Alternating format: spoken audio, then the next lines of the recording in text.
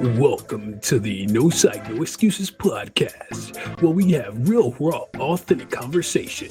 Here's your host, Kijuan Amey. Gentlemen, welcome back to the No Psych, No Excuses podcast. Oh my goodness, y'all will not believe this, but it's the first official guest I have for my podcast. I'm so excited. I know he excited because I already been talking to him before y'all heard it, but y'all gonna hear him in a second. Today, I bring to y'all my boy, Kingsley Scott. Listen, I want y'all to welcome him into the no excuse zone of the No Psych, No Excuses podcast. Welcome, Kings. Yo, my man, Kiwi was good, brother. Hey, I appreciate it. So, am I like the first one on? Like, I'm like the first. Nobody can't take it away from me, right? I got the first. Numero uno. Hey, man, I appreciate you showing me love, man. This is what I'm talking about, brother, man. Hey, it's good to be here with you and your peoples, man, on the No Excuse podcast, man. It's great to break bread with you and to see you doing great things out there in the field, man. So definitely a salute to you. Yeah, for sure. In your journey, brother. Hey, man, I appreciate it. I really do. And you know, I know you. You know, I introduced you as Kingsley Scott, but I know you with the BKA, the better known as Brooklyn Taddy. Okay, that's my boy Brooklyn Taddy over here. That's what I got you saved as in my phone, man. You know. And so I want you, sir, to go ahead and introduce yourself. And, you know, just kind of give people your mission, man. Let them know what you're about. Go ahead, man. The floor is yours. Man, appreciate it, brother. So I share with this to everybody. At the end of the day, at the beginning of the day, at the middle of the day, it boils down to me just being a kid from Brooklyn, right? And I keep that centered with me because, you know, I'm not supposed to be here, right? You know the story. I'm glad I'm here, still contribute to society. I'm here. I'm part of a mission. I'm here because I finally found my why, and that no excuse, right? So, did the military a little over 2 decades in the Air Force, law enforcement, investigations, career advisor, and then after I transitioned to veteran status, I took a hiatus off of life, and I kind of had to refocus. I kind of faded to where people still thought I was in the military. It was like I got out in 2018, and then 2022 I reemerged. Out of thing. That's when I started my journey into the tech industry. So currently, I am the director for career services for IT Academy that helps veterans transition into tech, into IT. So cybersecurity, data science, cloud engineering, AI. I'm also a host on the Vet SOS Vet Share Story podcast. I have my sub channel, so you got to come on there to talk about your book, Kiwi. It's called The Scoop. Definitely my most experience as being a human and also contribute back as Air Force Wounded Warrior. That's where you and I met. Yeah. We went out on our first journey together. Yeah, back to the rodeo show.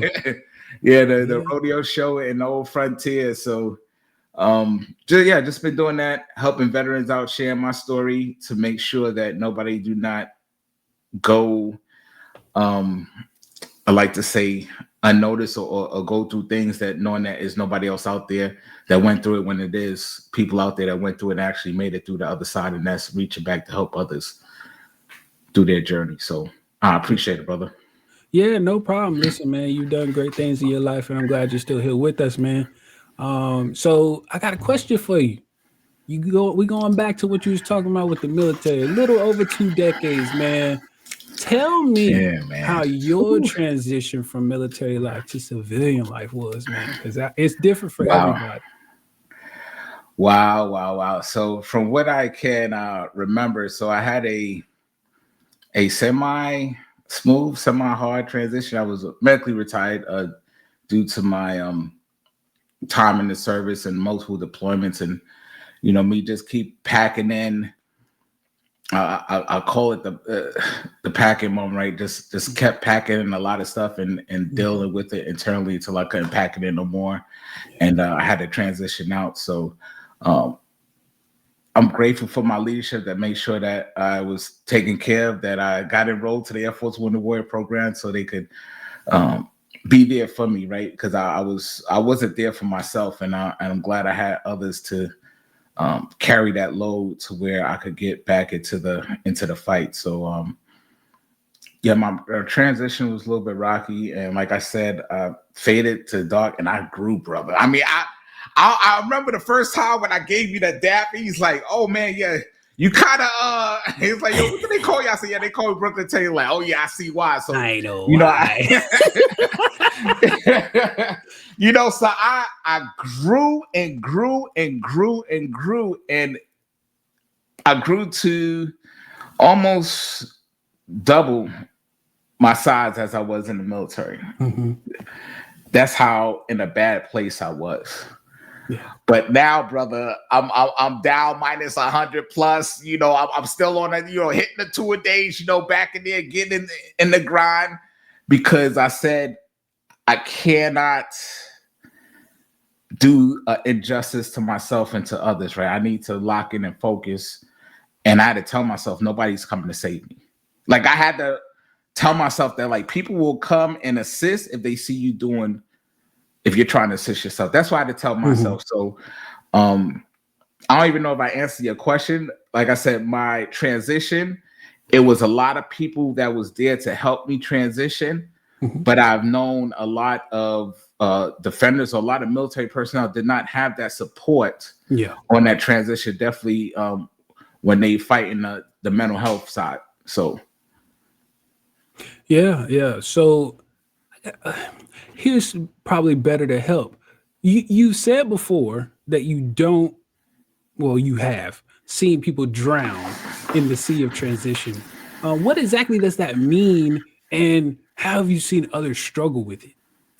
Right. So, and this is me talking about like during my transition, right? Because they're just so. I had a short time to transition, right? I was like, when I came out the pen, I call it, right? They say, hey, you got 6 months, right? So I had 6 months to transition. My whole plan was to stay in until I couldn't stay in no more. That's like at least 30 years, right? So that was my goal that I set for myself when I came in, because I came in as an air baby, E1, right? I wanted, from the ground, I just wanted to keep pushing. But when I was told that I could no longer serve, I had 6 months to kind of figure it out, right? And so much information is out there, and people sharing so much information. Is like, I really didn't know how to swim in that transition, right? So that saying, don't drown in the sea of transition. Because have you ever went on a cruise before, Kiwi? And like you're in the middle of an ocean, but when you're standing right, when you're standing on a dock, that ship is so huge, but then when you get out into the ocean, that ship is so small. Yeah. And if you're not a swimmer, then you can only doggy paddle for so much before you start to go under. That's right. So that don't drown in the sea of transition. Grab, and this is what we say on the vet SOS, grab that lifeline, grab that. You know what I'm saying? When you throw out the little donut, you just want to hold on to something to keep you afloat. So that's what I had to do, brother. I had to hold on, because the transition, that water was deep. And I couldn't stand up in it, right? Like when you go up to a certain level, you can stand up, you feeling confident, especially if you just only know how to doggy paddle. But then when that ground is not below you, and then you really have to swim, how long do you have before you get tired if you don't know how to float for an extended period of time, or if you don't know how to have the buoyancy to stay above water? Yeah, man. So I didn't want to fight the current anymore, brother. So it was very hard for me to keep fighting the current. And I just went with the current. So I got to shore that way. And I hope so with people to understand me, I'm like an analogy person, because what I've been through, I like to visualize stuff. And I seen I was so far away from land, all out just seeing was the land, but I was swimming against the current instead of with the current. You see what I'm saying? So I know what you're talking about. So once I realized that I need to swim with the current and keep my eyes or keep locked in on the goal. Like my thing was like, I need to get back to land. Mm-hmm. And that's when I was getting a lot of lifelines. That's when I was getting a lot of people to come and help, getting resources to kind of dial me in, because I was all over the place, brother. I was like, okay, I gotta find out where I'm gonna go. I gotta do this. I gotta do that. Oh man, I didn't think about this. I didn't think about that. So, especially when I was in, I made it to the senior non-commissioned officer, mm-hmm. and I was a career fighter, right? So I was telling people, hey, to prepare for this stuff. At the same time, I was taking care of everybody, but guess what? I forgot to take care of me. I forgot to take care of you, of me, right? So everybody was prepared, that I made sure they was, but I forgot to take care of me, and that's where I started to drown. Mm-hmm. Yeah, so I truly appreciate you enlightening us on that, man. It's opening, so that people can understand you better as well. And they might even be dealing with something like that themselves, so I'm sure that'll help. Another thing is you're open about rebuilding your inner strength, mentally, spiritually, just physically, Yes. everything. Now you got to tell me what's that like? What's the process, brother? Wow. I tell myself to this day too, I can't believe it's 2025, by the way. Right. I'm like, man, where did the time go? I can't believe November 2018 was when I transitioned to veteran status. And all I told myself was make it till tomorrow. One day at a time, brother. Make it till tomorrow. Mm-hmm. And then I went a little bit further. I said, because if I make it till tomorrow, tomorrow will never come. Why? Because tomorrow will turn into today. Mm. So if I make it till tomorrow, like yesterday, I said, make it till tomorrow. Guess what tomorrow is? It's today. Mm-hmm. It's today. So that's how I kept my fire burning. That's how I kept myself moving, because that, as you know, because you and I talked a lot, is that, man, when you're warm with yourself inside and you have that impossible, you have everything on the internals, like fighting, you get tired sometimes, bro. Just like imagine you going 12 rounds with Mike Tyson virtually, like inside, like, it's like, or Carl, like you just swinging, hoping to get a puncher's chance. But, mm-hmm. I had to get locked in and focus. So I told myself, Kings, just make it to tomorrow. Okay, yeah. And here I am tomorrow. It was 2025. So, this is a lot of tomorrows later. A lot. Yeah, man. So I got a question. We got to go back. We can't just gloss over the fact that you've lost over 100 pounds, my guy. And I'm so proud of you, man. I'm so proud of you. You've got to talk about what made you say, I'm taking my health back. Brother, it was my daughter that reached out to me, and she was like, Papa, when I get your age, I want us to be doing a lot of things. So I'm like, man, she's only 15. Mm. So that kind of woke me up. I was like, man, what? Because I try to go out the other way, right? Mm. So I figured, let me try to do it the slow way. People won't say nothing, right? They'll just leave me alone. And, I'm just, just keep the smile and keep eating and keep growing. But I did not want to go the slow way anymore. I'm going to show the picture to the. I described you felt the pants, right? Like you seen, like when I brung it, because I have the bag with the medals and all that stuff to show, individuals. Just because what you see on the outside is not what's happening on the inside. Sometimes when people was asking me, "Hey man, are you okay?" My first response was yes. Hey man, I'm good, because I was thinking that I wanted to continue to serve. So I just kept pushing everything in, but I wasn't okay. Yeah. My supervisor at the time, he knew me. He's like, Kings, you're not okay. Let's go for a walk. That's what he said. That's like the thing I know I like. He's like, Yeah. let's go for a walk. And I knew what that meant, right? I was Yes, like, no, sir. I'm good. He said, no, let's go for a walk. And he literally saved my life. Because I accepted it. You know, because I kept rejecting it for a while. Like, I'm good. I don't need help. You know, I'll get through this. You know, this is, you know, I used to tell myself, man, you know where you from, man? You from Brooklyn, man. You don't break, man. Y'all say but it's different when you're going through stuff. I tell people you can watch stuff on TV all day long, but when you actually in it and experience it yourself firsthand, it's different. Yeah, for sure. It's different. Yeah, man. That's kind of like when you talk about the battle within and how you keep fighting that battle within, man. And I kind of want you to, you know, it's a good talking point right now. I wanted you to shift to that. Like, what's that like, you know, fighting that battle within? What does it mean to you and how do you keep showing up? Bro, there's a lot of self-doubt. You know, and I shared a story when I was in the service, but I used to be people looking at me like, ain't no way. I used to tell people, they used to call I was like, when I was in, they used to call me the Black Forest Gump on base, right? Because I was running everywhere. I was running, but people didn't realize what I was running from was what was between my ears that was trying to catch me. Yeah. You know, but all they seen that I was running, going from marathon to marathon, Spartan race to Spartan race, 5Ks, 10Ks, half, full, you know, triathlon, you know, just trying to do everything so I would not be dormant, because I know once I stay stagnant, my mind gets to me, right? And I did not want what it wanted me to do. I did not want to go that route. So I kept running. Yeah, man. And then, brother, I got tired of running.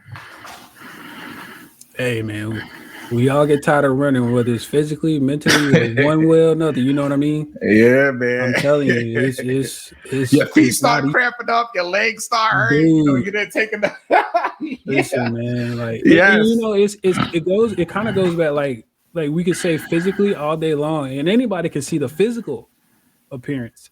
But when you're running mentally, man, dude, that is like that's worse than not running physically. Okay. Right. It's the worst, man. And this is why I stress so hard about mental health in my book and when I speak on podcasts, on stages, whatever, man. And I want you to go ahead and lean into that because I know you're a big proponent for mental health as well. So I want you to lean into your messaging on mental health as you always state. Wow, brother. This is, man, for me being the first, man, this is good. So it took me, man, so I've been keeping that internal battle and struggle since I was in my early 20s, right? When I was in Defender, you know, I had some calls I had to go to that I just kept packing in, right? So I actually recently did a conversation or a speech on POW MIA Day down here in Joint Base San Antonio. And what I shared with the crowd was, man, salute to this day. This day, we definitely remember all our prisoners' wars and missing the action. But then my question was to everybody, because I had to ask this to myself, and this is what I was dealing with. How many of us are prisoners of war of our mind? How many of us was missing in action from our families? And I said, I was it for, you know, for the majority of my military career. I was a prisoner of war of my mind. Yeah. I was missing in action from my family, right? Because they only seen the side that I allowed them to see, because I did not want nobody to see me weak. I did not want to see that I was vulnerable. Yeah. Yeah, man. So that's some good stuff right there for sure. Transitioning just a little bit forward, because that was powerful. And I never even thought of it that way, but it's a good question to be thinking about for sure. because we can be held hostage to our own mind, man, and methods and ways of thinking. So the next question I got for you is, you and I both mentor, veterans, man, even some still active, with the Air Force Winter Warriors program. And the one thing I want to know is, how do you continue to support and pour into others while keeping your tank full? Because when I look out in the crowd, I see me in the crowd. I see the young kings in the crowd being silent. I see the young kings in the crowd putting his head down and shaking his head up and down.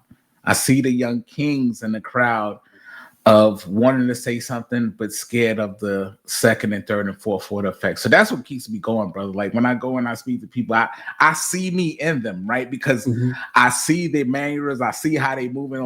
That's how I was when I was like masking it, right? Like that's exactly how I was. And every time I had a briefing or, speaking to me, they come up to me, I was like, man, I didn't know, I thought I was the only one going through this. This is, wow, you're still here. So that gives me that fuel to keep going, right? Because I tell myself, do not leave this earth and leave stuff that people could have so they don't have to go through what you went through. I'd rather give people the information. So once you have the information, then it'd be up to you of how to utilize that information. But if I will do humanity a disservice if I don't share what I've been through, maybe they could use it to better off themselves so they don't have to experience what I experienced. Because I don't want what I experienced happen to my worst enemy, right? Because it was an ongoing internal battle war. I mean, even to this day, but I tell myself every day, let's get it. Yeah, make it make it to tomorrow, right? So man, that long clock go off, brother. I get up, I hit the gym. In the afternoon, I get my steps. I do my walk. It's like things I have to do because I know that in order for me to help others, I got to help myself first. So I got to be into a mindset to where I can help others first, because that's how I think. In my mind, I got to that place to where I was taking care of everybody and I forgot to take care of me, to where I kind of fell back on that. So, I just had to restructure and rethink. Now, man, by this right here, me sharing the story. I used to tell you, I said back when I was younger, man, they used to call me Stuttering Stanley, right? Because I used to stutter all the time, right? I used to talk so fast. And they, I used to get made fun of, like Stuttering Stanley. Not right? Stuttering Stanley, though. That's crazy. So it's just good to where I could share and be okay with it, right? And like, hey, yes, it happened to me. Yes, is every day a battle or struggle? Yes, it is. Do I have good days? Yes. Do I have bad days? Yes. The way I look at it, Kiwi brother, it's a day. It's a day. Yeah. I'd rather have a day than no days at all, right? I got a day. It's a good day, a bad day. It's still a day. I'm here, right? I'm here. Come on, man. Hey, exactly. I was just telling that to somebody else on a podcast that I just got interviewed on, man. And I was like, I could sit there and mope about what happened to me, or I could keep reflecting and see how far I came and realize that I couldn't do that 8 years ago. I couldn't say that 8 years. I couldn't, man, the things that I try to explain to people about my situation, not just what I'm doing now, but where I was, is the impact. And when somebody told me that my story didn't matter, dude, that put fuel on my fire. When I'm trying to tell you, they lit me up. Okay.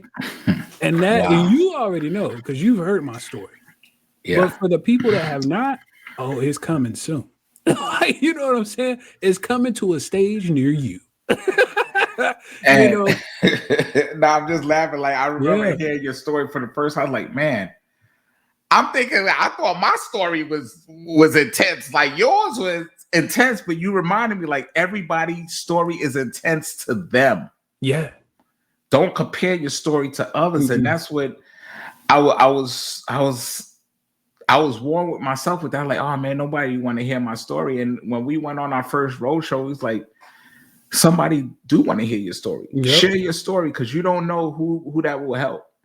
Dude, I'm gonna tell you exactly. I'm pretty sure it was our rodeo show, but I'll tell you exactly the moment I said I won't stop telling my story. It was when we were at the chapel, and they were like, "Oh, Kiwi, you would be good for this. You know, you're spiritual." That's what they were selling me, was the spiritual side of it. After I finished telling my story, the spiritual side isn't what came up to me. The spiritual side was that airman that said, "I had a motorcycle accident too, and now I'm paralyzed. My arm is paralyzed." I remember that. You know what I'm saying? Yeah. And had I never spoke, had I listened to the person that told me my story didn't matter, I would have never connected with him. I remember that day. You know what I'm saying? And so that's when I said, you can't deny what I'm supposed to be here for. This is my purpose. This is my reason. This is what I'm supposed to be doing. You know what I'm saying? So that's why I am, first off, grateful that we met, because we both have huge, impactful stories.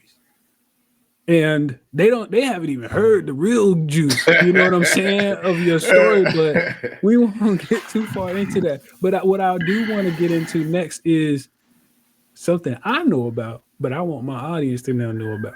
And that's when you talk about making your dash count. So let's get into it, man. Wow. That came into my life in 2008. From 2008 till current. Mm-hmm.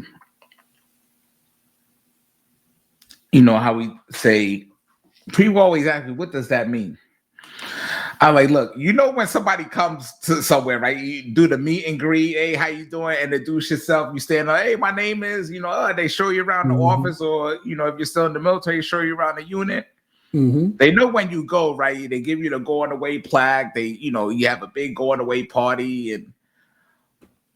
But that time in between, what did you do to make yourself better? What did you do to make the organization better? What did you do to make your circle better?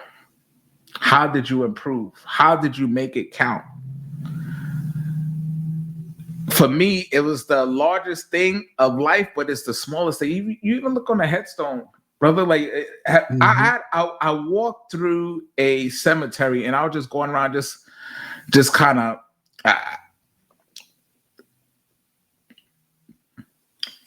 I went for a visit, and I was just looking at some of the headstones, and I just seen when they was born and when they transitioned. Mm-hmm.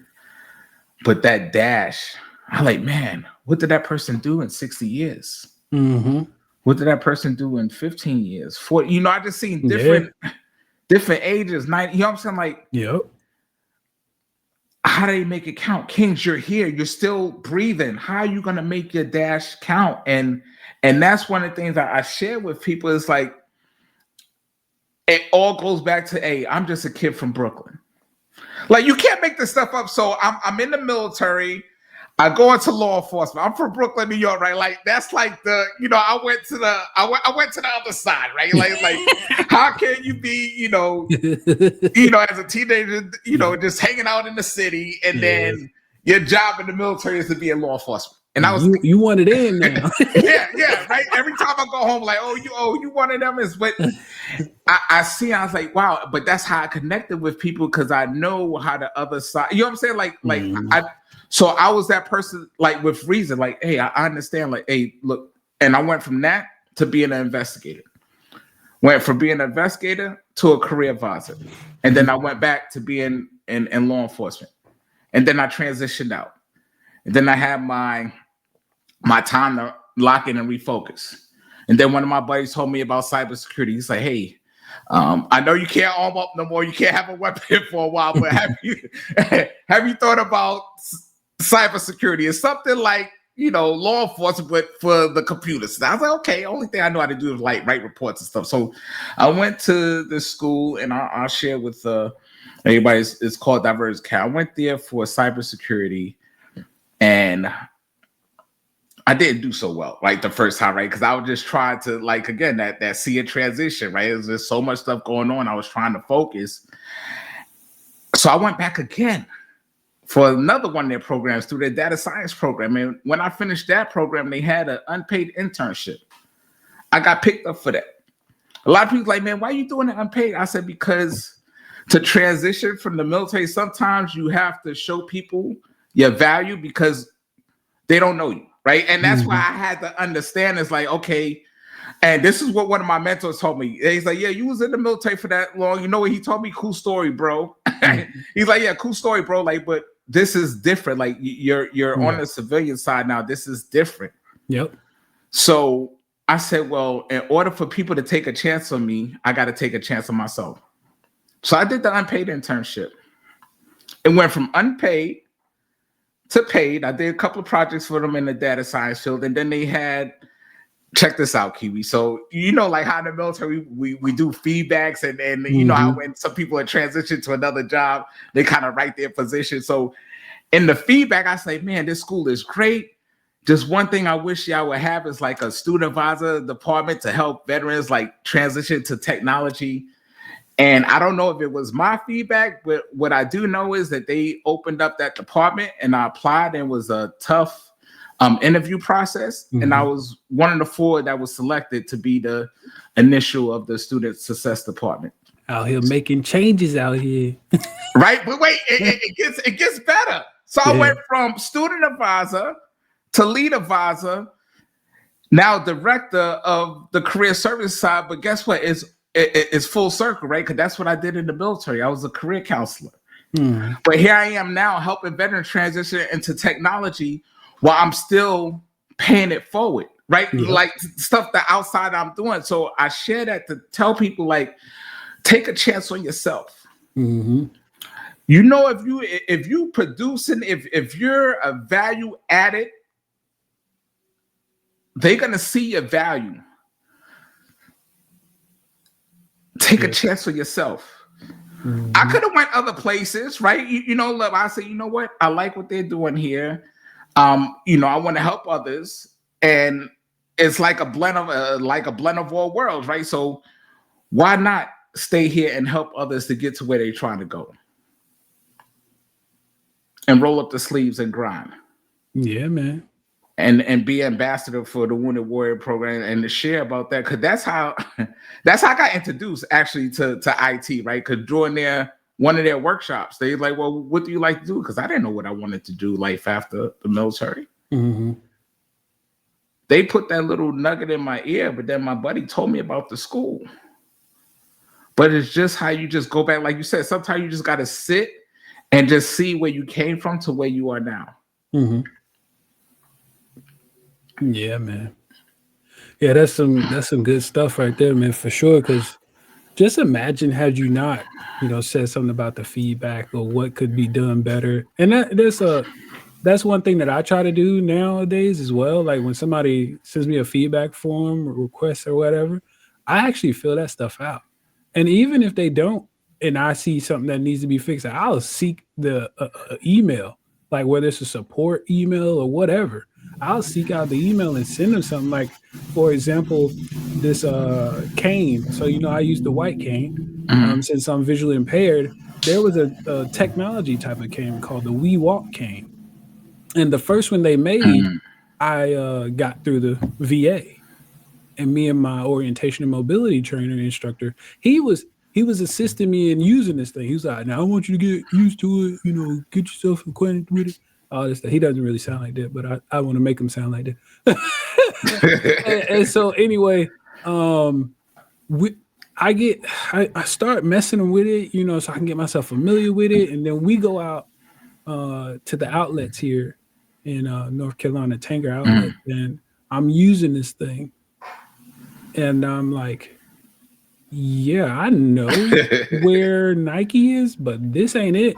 Yeah. Like, yeah, this ain't, you know what I'm saying? I know Under Armour is, but Yeah. Yeah.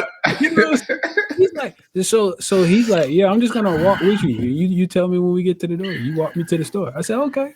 So I put the GPS coordinates in on this daggone thing, or the search for it in the little search function, and that it is like, okay, you proceed to the route, and I'm walking, and it talks. So you're Right. supposed to listen to it, and I'm listening to the auditory or audible sound, excuse me. And so as we get close to Nike, I'm like, okay, I know in my mind how to get there without this cane because I've been trained on how to do it. Right. So it's like, okay, keep walking this way. And then it's like, make a right. And I'm like, okay, I'm making a right. Next thing I know, I'm bumping into the map directory. I'm like, you got me in the middle of the. So I'm like, bro, I'm going. And so he's like, what is this thing doing? Or no, first he said, what are you doing? He was saying that to me. And I was like, I didn't do that. It just told me to turn right. And he was like, all right. And so he didn't believe me. And so then I continue walking, and he's like, what's it telling you now? I'm like, it hasn't told me anything. And he's like, oh, okay. And so then it says, like turn around or something. And I'm like, what? So I turn around and I'm looking at him, and he's like, what are you doing? And he's like, it just told me to turn around. He was like, are you serious? And so he takes the cane and he starts doing it. And he's like, what is this thing doing? And so what we do is we end up walking inside of Nike, like in the middle of Nike, to see if that thing will ever say that I am now at the store. It never said it. Never said it. Never said it. So I typed an email up and sent it to him. And guess what? They made the We Walk too. Boom. Because if you don't say nothing, nobody will ever know. But they say closed mouths don't get fed. They don't get fed, man. They don't get fed, brother. Hey, I learned that the hard way when I was a kid. I used to be hungry, boy. Hey, I used to be hungry, boy. But anyway, man, you know, that's just one of those things that I truly believe in. We should speak up, you know. So moving forward, you know, you've achieved a lot when you were in the service. You had to with 2 decades. They wouldn't let you stay in. You know what I'm saying? I know. So what are you looking forward to now or doing now other than, you know, the directory spot or director spot? I mean, well, you remember that conversation we had when we was in the frontier, and he's like, hey man, have you thought about opening up your own business? Because I got Amey motivation in this. So, you know, I told you about launched a Phoenix Solution Enterprise. So it's a conference building coach, just to share with people on different avenues to look into. So that's great. Of course, the podcast. But so Kiwi, well, I'm about to show the audience my first briefing pants that when you and I went out to the frontier. So I have a picture, and I'm standing behind my pants I had on when we did our first briefing together out there in North Dakota. So I'm going to show it to the camera so people could see. So that was me right there for everybody. Everybody like, wow, that's Brooklyn Teddy. So that was my first my first briefing pants I had as a thing. They said like, man, yeah. So both my legs now fit in one sleeve. You know, but I do want to say one thing that, and this is why you as a human definitely Amey motivation stuff. Like, bro, you didn't judge me. You know what I'm saying? Like, like, bro, so what? Like, okay, but your heart is as big as you, right? So, you know, we used to joke back and forth with each other, but you even say, hey, man, let's work out. Say, hey, let's go for a walk. You know what I'm saying? Like, just the little things like that. And so I had to stop kicking myself in. I was ashamed for a long time until I accepted. I said, okay, I'm this size. Okay, so what? What are you going to do about it, Kings? All right, well, I guess I got to roll up the sleeves and get to work. Exactly. So I just want to share to your audience that when you have people that's in your circle, and I hope y'all listen to me well, when you have people that's in your circle, sometimes you don't feel like moving forward, but when you have those people in your circle, it's that engine that makes you move forward. Yeah, for sure. For sure, man. Yeah, no, brother. Listen, when I first met you, all I knew was this right here, man. That thing that was beating in your chest, because it showed everywhere you went, man. That's all I knew was your heart. That heart, man, and just your just your charisma. Regardless of where you come from, where I come from, what you went through in the military, what I went through in the military, what your job was, what my job was, all I felt was this, man. And that was your heart, brother. And I still feel it to today. Even when I told one of my guy, man, I said, dude, this guy is live. He trust me, we ain't gonna have no problems. He gonna be on this mug ready to talk. You know what I'm saying? And he was like, oh, okay. And as soon as you jumped on, he was like, oh, okay. I guess you weren't lying. I guess you weren't lying. I said, I tried to tell you. Yeah, man. When you have that and I share this, and I keep telling, like, I talk to myself a lot, right? It's like to keep that motivation or keep that discipline, to keep that consistency going. Is like you have to be there for yourself. So that's why I tell myself. That's why I'll be on 100, my guy. Like you already know, like because I know I'm not supposed to be here. Like I know that for a fact. Right. For a fact, 1,000%. Mm-hmm. But some way, some shape, somehow, I'm still here. Yeah, man. That means that my mission is not done. So I like, well, why not? Mm-hmm. Yeah, no, for sure. And we talked about this, and when you and I were speaking, and you shared that you was a published author, and why not me? Yep. And then when you asked that question to me, like, well, okay, why not you? Okay, you was, you had to get inpatient care. You went in there, so you had to get electroconvulsive therapy treatment. Like, obviously, you had to go through that. So you could, you know what I'm saying? Like, I had to accept that. Like, I was very ashamed. I had to accept that. And I'm not trying to cut you off. The thing is, we have to go through certain things to be where we are right now. You couldn't have came straight out of the military into this podcast right now. I'm going to tell you why. Because you wouldn't be talking the way you are. You wouldn't be open the way you are. You wouldn't be able to deliver messages that hit people right here in the heart, man. Because that's what it's all about. How do I make this impact someone? How do I make my words last? How do I leave that lasting impression? Because that's what really matters, man. And which is why I said when I first met you, you already left an imprint. I was like, this cat can't go anywhere. I'm not talking about how big he is. Yeah. I'm talking about, the impact his words are leaving on people. And, even you were challenging me when we were in North Dakota right before one of our briefings. And you were like, you kept questioning me over and over. And I'm like, dude, if you don't leave me alone. I remember that to this day. You know what I'm saying? But that's because I knew what you were trying to do. And I was trying to fight it. You know what I'm saying? When you're trying to fight something, it's like, oh, you get irritated. It's all like, King, leave it alone, bro. Yeah. I was nervous, bro. Yeah. But it was almost like a brother to brother, like literally a sibling interaction is almost what it felt like. Instead of I just met this guy, will you get away from me? No, it was nothing like that. It felt like literally you're my older brother and we're having a situation.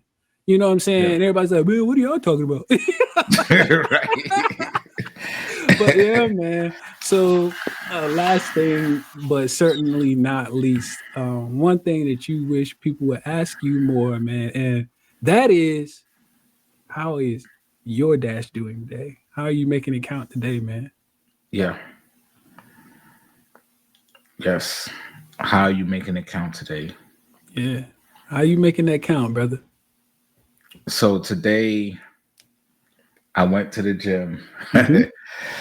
And so today was leg day, but I had somebody come up to me and it's like, I wasn't going to come today. Mm-hmm. And this is what the person told me. They said, I wasn't going to come today, but I know that you was going to be in here. And I came, even though I didn't want to, and look who was here. So I just want to say, man, keep rocking. I see you, man. You're doing it. You're motivating and encouraging people that you don't even know. And that right there, that answered the question right there. Because I'm just going in there. I'm like, man, I gotta keep going, right? Like this is, I need to keep the foot on the pedal and keep going. But people are watching you to get encouragement from you. So if you do the stuff that you're just doing it just to do it, you see what I'm saying? Like I'm just going there just to better myself, but others are going there for like, man, and they feel bad, like, oh man, if I don't go today, I know I'm supposed to be going, but I know I'm going to see him there. And sure enough, I went after my physical therapy appointment. I said, no, I still got to go. Like I just can't do, I just can't work out my upper half today. I could work on, legs and stuff. So that right there, that was my daily reminder. It's funny you say that because that's similar to my encounters at the gym. Like literally, first off, I can't see a thing. So I don't know who's looking at me. I don't know who's watching me. I don't know if you've been there before or not. You know what I'm saying? So when I walk in there, it'd be people that, hey, what's going on, man? How you doing? What? They must know me. They must have seen me here before, you know what I'm saying? And so then either like while I'm like, I'll have people come up to me on a treadmill, man. Hey, how you doing today? I'm like, hey, I'm doing good. I'm trying to focus on walking, but but how you doing? But anyway, it's really one of those things where it's like you never know. And going back to what I was saying about your words, but even just your actions of showing up consistently, bro. Yeah, consistently. Is just something that people admire, is something that people even yearn for because they might need that help too, so they can be consistent. People ask me all the time, man, how are you doing it? I'm like, how am I doing what? Right. Like, you know what I'm saying? What am I doing? You gotta tell me what I'm doing. Inform me, enlighten me, brother. It's like how you every time I see you, either man, you like at church, for example. This is funny. I keep having to buy new shirts, man. Oh, you be sweating them out? I keep having to buy new shirts, man. I keep having to buy new shirts, man. Hey, listen, bro. I'm playing the drums. My daggone shirt is gripping, bro. Yeah. Long sleeve shirts are gripping. I'm about to have to go to short sleeve, okay? Yeah. And it's crazy because I'm like, I like wearing long sleeves. I actually like it. I like the way it feels. Right. But I'm about to have to transition. Short sleeve, but what is it? I'm consistently getting it in, man. People be like, boy, like my uncle. I seen him. When was that? It was like last month. It was my cousin's birthday. So in September, I seen him, and he was bringing my grandmother to his house. We were at his house, so he had went to go pick her up. And he came in the house. And so I heard him walking over there towards me. So, I stood up and I was going to hug him. When I stood up like with my chest out. Yeah. Like in the gym. Wild like a Chevy. Hey, wild like a Chevy, boy. He said, hey, man, you don't have to get out that gym. I said, no, sir. I'm going to keep going. Yeah, keep going, man. I'm locked in. He said, God, well, you getting big. I said, yes, sir. And I hugged him, man. And around that time, I was weighing about 245. I done dropped down a little bit because when I went to Italy, boy, I picked up some weight. Woo-wee. It's okay. Hey, that's that good food over there. Yes, sir. Yes, sir. I picked up some weight, but I'm slowly coming back down for sure. That's for darn sure. I'm back in the 230s now. So I weighed myself. Actually, it was that this morning. I believe it was this morning. I'm back in the 230s. So, that's what's up, man. Yeah. So it's just consistently showing up for yourself and realizing that you're doing this for you, but it's also helping others, man. Yes. You know what I'm saying? Like we never know, just like with the dash, we never know what our dash is doing for others. Yes. You know what I'm saying? Because my dash is not only helping me, it's helping people at the gym. It's helping my dad when he sees these videos. Yes. Like he sees these podcasts, he loves this stuff. He says it's motivation for him because he loves watching ET. I know you know who that. Oh that yeah. is. Oh yeah. Oh He yeah, loves man. watching ET. You know what I'm saying? And so time to get on Goggins too, man. Cause Goggins will get him right too, man. oh yeah. Listen, he love him some ET. That man will just turn ET on and watch it all day. Okay, and so, but yeah, for sure, man. He's just like, you know, I see what you're doing. You're not letting anything hold you back. It's going to force me to get out of my funk and get back to where I need to get to. And you know, that's what it's all about, man. I'm not out here doing this to shame anybody. No. I'm out here doing this to say, if I can, so can you. Yes. You just got to find your own way. Find yours, yes. Yeah, man. So, hey, man, Kings, I greatly appreciate you coming on to be the first official guest, my guy. Hey, nobody can take this away from me, right? I got the first. Nobody can take it. Boy. Hey, you know what I'm saying? You know what I'm saying? Look, I'm about to go make me a plaque and put it on there. The first guest. Yes, sir. Man, you the first official. And it can only be one. Just letting you know. Hey, that's it. That's one. it. Okay. The spot's taken. The spot's taken. Going back to that Forrest Gump. Yeah. Hey, I guess I'll be Bubba. Yeah. But yeah, no, I ain't gonna mess with you. Hey, man, again, I appreciate you. And to all of my listeners, y'all make sure y'all tag somebody, share this post, because I know they're gonna get some valuable information out of this. With my guy, better known as Brooklyn Teddy, we are going to sign out by saying, just because you can't see it doesn't mean you can't achieve it. Peace, y'all. Love. Peace.